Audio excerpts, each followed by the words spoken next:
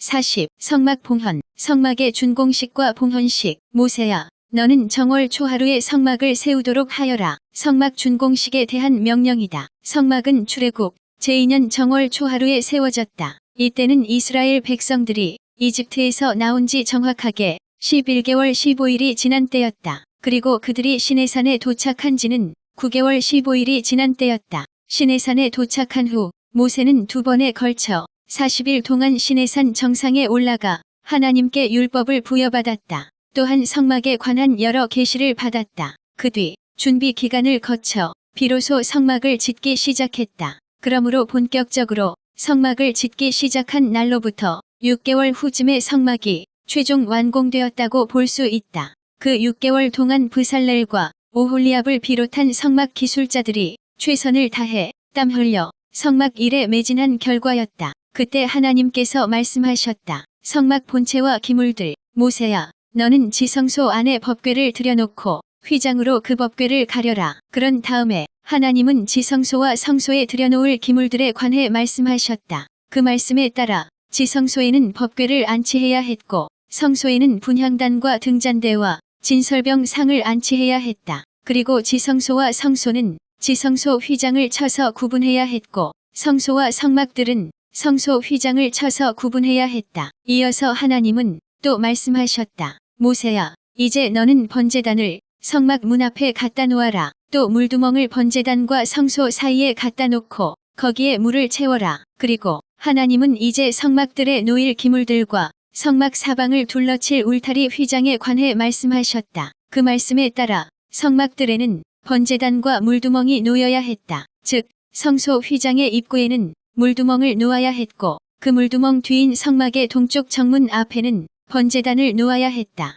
그리고 울타리 휘장을 사방으로 둘러쳐서 성막들을 일반 백성의 구역과 구분 지어야 했다. 하나님은 또 말씀하셨다. 모세야, 이번에는 성별을 위해 만든 거룩한 기름을 가져다가 성막과 그 안에 있는 모든 기물들에 발라서 그것들을 거룩하게 구별하여라. 거룩한 기름은 하나님의 지시에 따라 특별한 방식으로 제조한 향기름이다. 이 기름을 성막과 그 안에 있는 모든 기물들과 그것들에게 딸린 갖가지 기구들에게 바르라는 명령이다. 그 까닭은 이제부터 그 모든 것들이 오직 하나님의 거룩한 목적을 위해서만 사용되도록 특별히 구별되었음을 표시하기 위해서다. 하나님은 또 말씀하셨다. 모세야, 너는 아론과 그의 아들들을 성막 문으로 불러내어 그들을 씻긴 다음에 아론에게 거룩한 대제사장의 의복을 입히고 기름을 부어 거룩하게 구별하여라. 그리고 이번에는 제사장 예복의 차기식에 관한 말씀이다. 아론은 이스라엘의 초대 대제사장이 되었고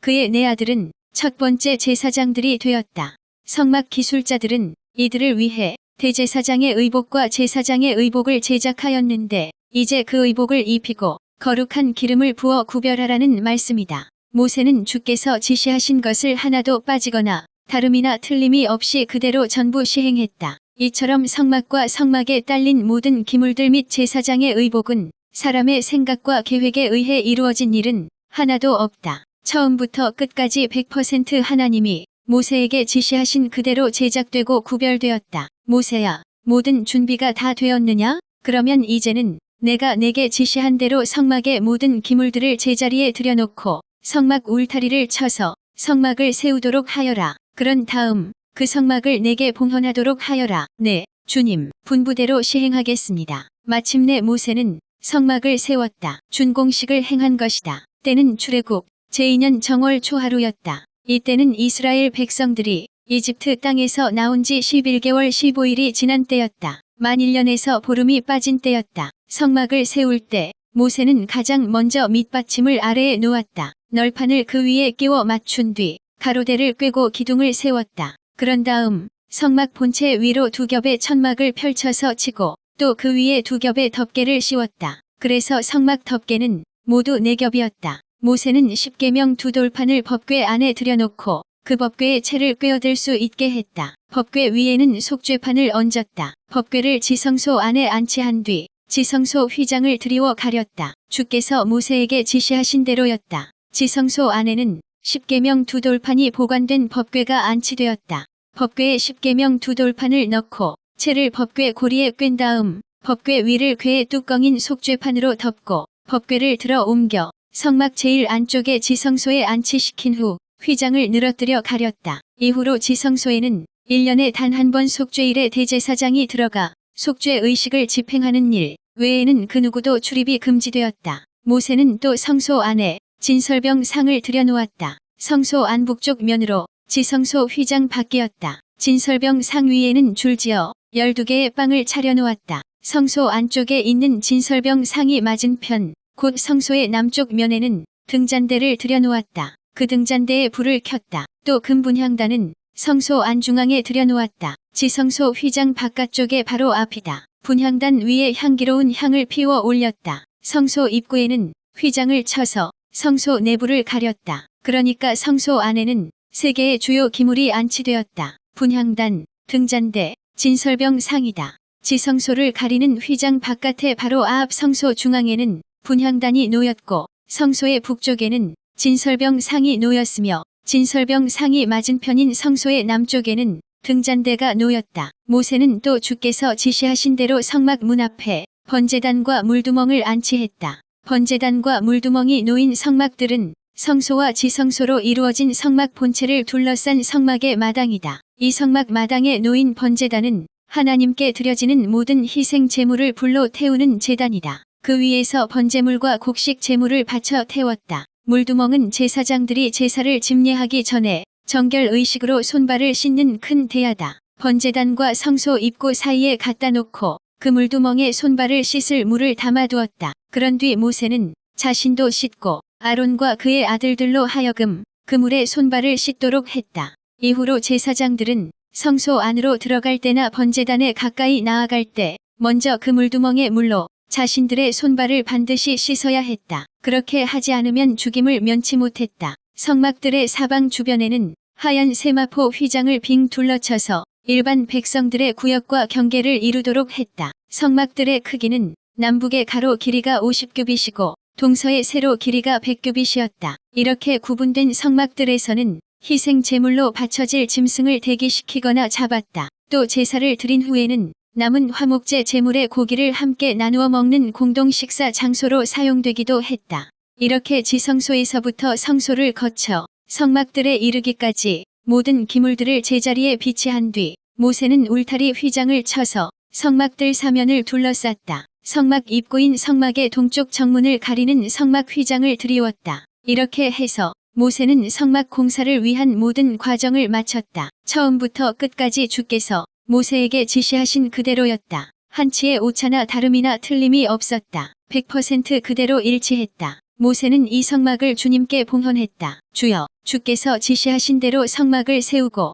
그 성막 안에 모든 기물들을 제자리에 들여놓았습니다. 이제 이 성막을 주님께 바치오니 기쁘게 받아주옵소서. 이 성막에 항상 임하셔서 불꽃 같은 눈동자로 주의 백성을 다스리시고 보살펴 주옵소서. 성막의 전체 구조. 주께서 성막에 임하심으로 성막이 인준되다. 오, 보라, 주여. 그때였다. 모세의 봉헌 기도가 끝나자 갑자기 빽빽한 구름이 성막에 덮이고 여호와의 영광이 성막에 가득 찼다. 성막은 그 성막에 임한 하나님의 충만한 영광으로 인해 찬연히 빛나는 구름으로 뒤덮여 있었다. 그 광경이 하도 장엄하고 어미해서 심지어 모세조차도 성막 안으로 들어갈 수 없었다. 지극히 크고도 거룩하신 하나님의 영광으로 인해 휘황하게 빛나는 빽빽한 구름이 성막을 온통 휘감고 있었기 때문이다. 성경에서 구름은 종종 하나님의 임재를 나타내는 상징으로 쓰였다. 여기서도 성막 준공과 봉헌 후에 찬란한 빛을 발하는 구름이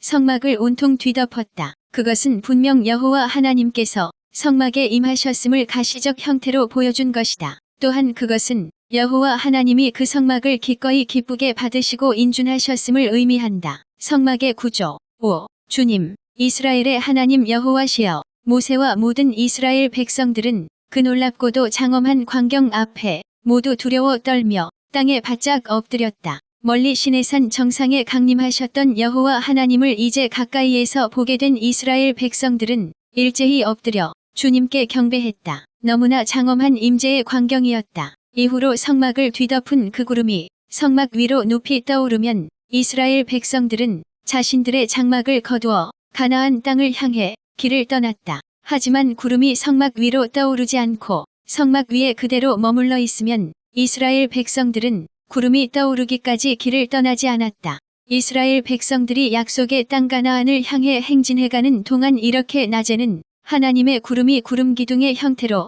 성막 위에 머물렀고 밤에는 불이 그 구름 가운데서 빛나므로 불기둥 형태가 되어 그들의 앞길을 환히 밝혀주었다. 이렇게 하나님의 영광으로 충만한 성막 위의 구름은 이스라엘 백성들의 광야 생활 내내 곧 가나안 여정 내내 그들을 인도하고 지켜준 안내자요 길잡이가 되었다. 따라서 이 구름은 하나님의 임재와 인도와 동행과 보호를 뜻하는 가시적 상징물이었다. 이스라엘 백성들은 하나님을 직접 볼 수는 없었지만 이 구름을 통해 하나님의 영광의 형태를 똑똑히 볼 수 있었다. 여기서 주목할 사항이 있다. 똑같은 구름이 낮에는 구름 기둥의 형태로 나타났고 밤에는 불기둥의 형태로 나타났다는 사실이다.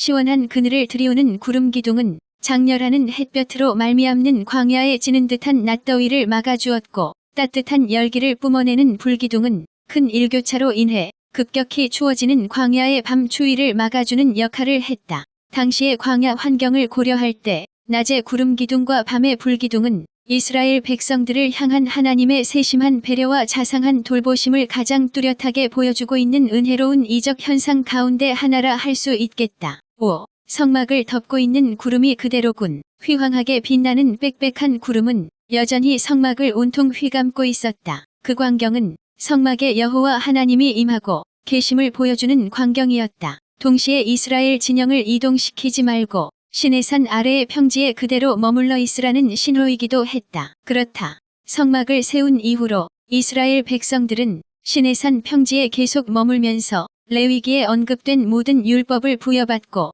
또한 민수기 초반부에서 보듯 대대적인 제1차 인구조사를 실시한다. 그 인구조사는 200만 이스라엘 백성들을 군대 조직으로 편성하기 위한 것이다. 이제 그들은 더 이상 이집트의 노예 민족인 오합지졸들이 아니라 약속의 땅 가나안을 정복하러 가는 여호와 하나님의 당당한 군대였기 때문이다. 그리하여 이스라엘 백성들은 출애굽 제2년 1월 1일에 성막을 세운 후로도 시내산 아래의 평지에서 50일 정도를 더 머물게 된다. 그런 뒤 마침내 출애굽 제2년째 되던 해의 2월 20일에 장막을 거둬 시내산을 떠나게 된다. 그날의 구름이 성막 위로 높이 떠올랐기 때문이다. 보라, 오늘도 빽빽한 구름이 성막을 뒤덮고 있고 구름 기둥은 그대로 있구나. 시내산 아래의 이스라엘 백성들은 오늘도 성막의 구름 기둥을 바라본 뒤 새로운 하루를 시작했다.